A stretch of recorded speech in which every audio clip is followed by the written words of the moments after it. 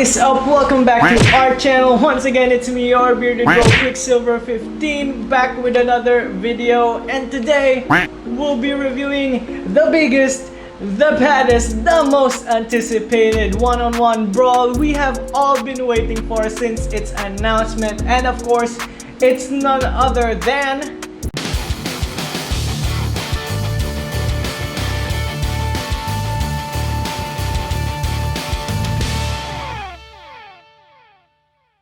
Godzilla vs. King Kong. So this movie generally keeps its promise of giving us an epic battle between these two colossal titans and one surprise entry, which we'll talk about more later on, and consider this your spoiler warning.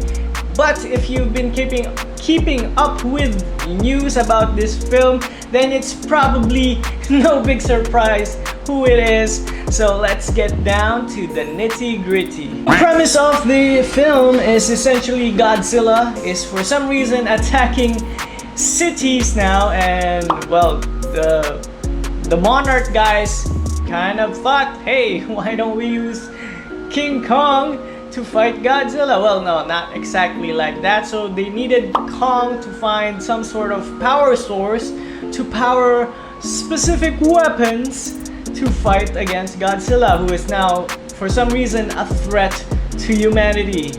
So again, Godzilla and King Kong definitely delivers on the promise of a monster beatdown and city-wide levels of destruction. And city-wide levels of destructions, which Are you a...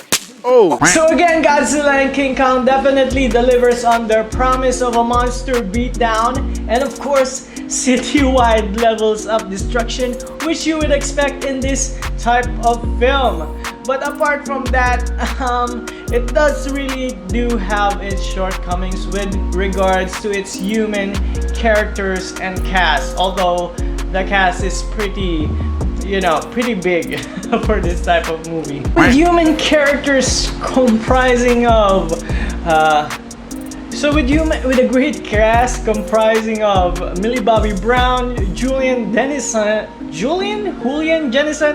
Kyle Chandler, and Eiza Gonzalez. We know these guys can act from their previous films, a lot of their shows. I mean, Julian Dennison from Hunting for the Wilder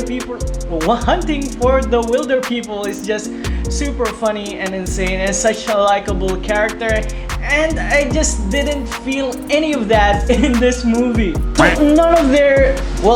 Most of their story arcs were not compelling at all, and some of them, most specifically speaking, Millie Bobby Brown's character is sort of just used as an exposition character. I don't know, she's just there to just guide the audience forward, but her story doesn't make sense at all. I mean, why is she even there for some reason? And does she have some sort of connection to Godzilla?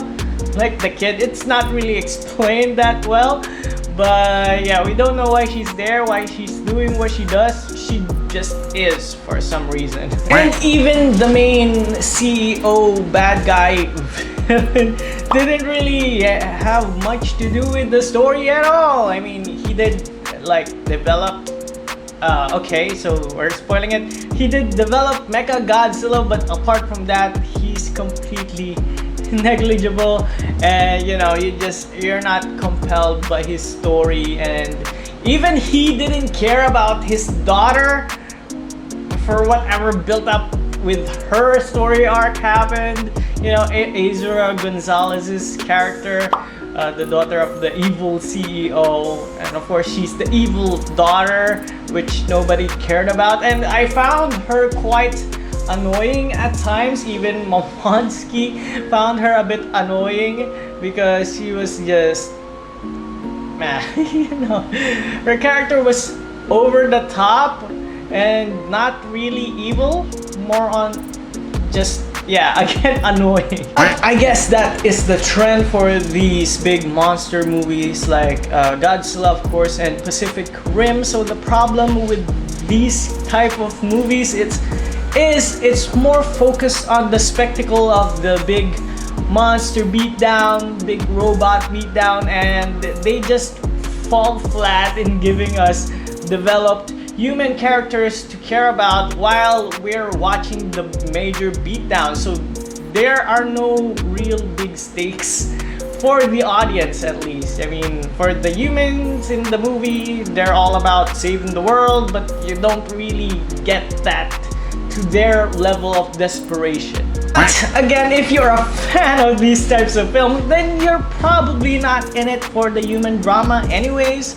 So if you're in it for just the monster beatdown, again, it definitely gives you that sort of spectacle. So it's kind of like the WWE in some so it's kind of like the WWE, you know, in some aspects, you know, it's more focused on the spectacle and, you know, non-believable story arcs for most of the time. Although the WWE did have good rivalries and such. So one of the most interesting story arcs in this film is, of course, none other than Kong's story. So he is a bit of more humanized in this iteration of Kong. You know, you do see some human features and characteristics on him. He does recognize human speech, at least the sign languages the girl and the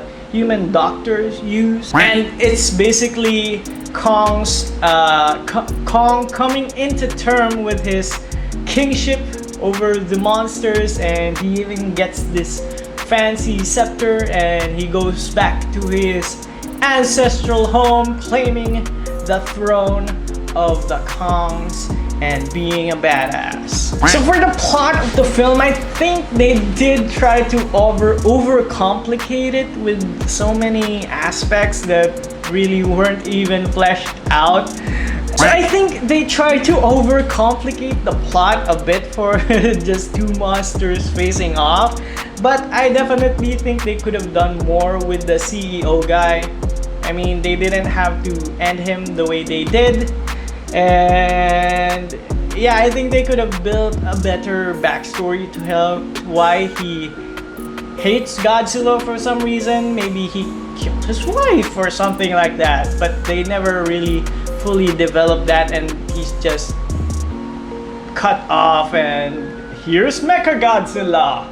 Yeah, so that's essentially how it turned out. And yeah, again, I did say there's spoiler warnings ahead, so yeah. So now let's get into the climax of the story, and of course, none other than Mecha Godzilla himself. And there, and let me just talk about this one particular scene where the character of Bernie, the black guy, and Julian Dennison's character was talking about when they see Mecha Godzilla for the first time, and when they see Mecha Godzilla for the first time, and Bernie's character was like, oh no, it's a robot Godzilla, and Julian Dennison's character was like, no, it's Mecha Godzilla.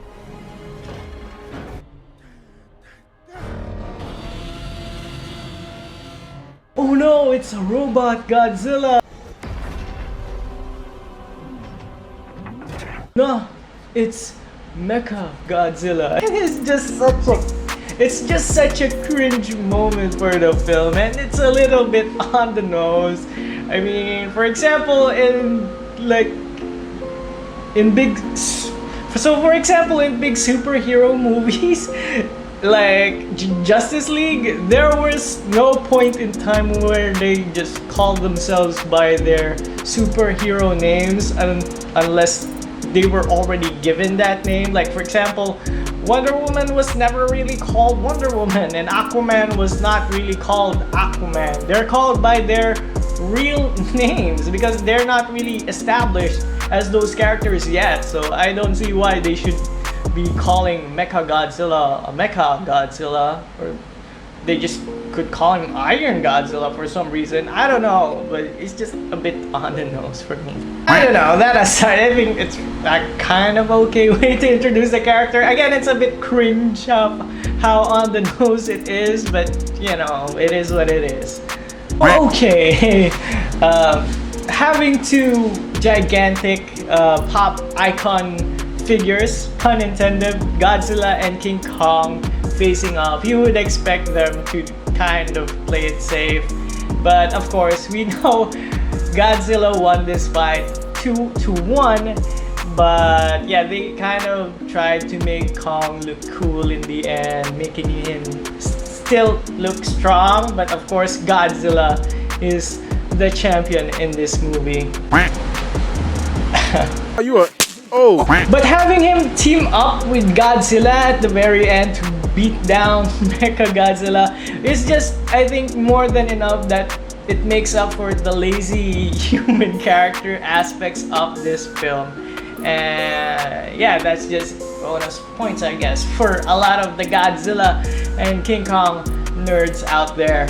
Overall, if you came for this movie for the big monster beatdown, I think you'll generally be happy. But if you came to find some cool, meaningful human interaction, then yeah, you'll be sorely disappointed. And God, do I miss Ken Watanabe's character in this series, because he just gave a lot of the heart into the whole monsterverse and making them fight, and he was just such a fun character, and it's just sad that he had to go in the previous film.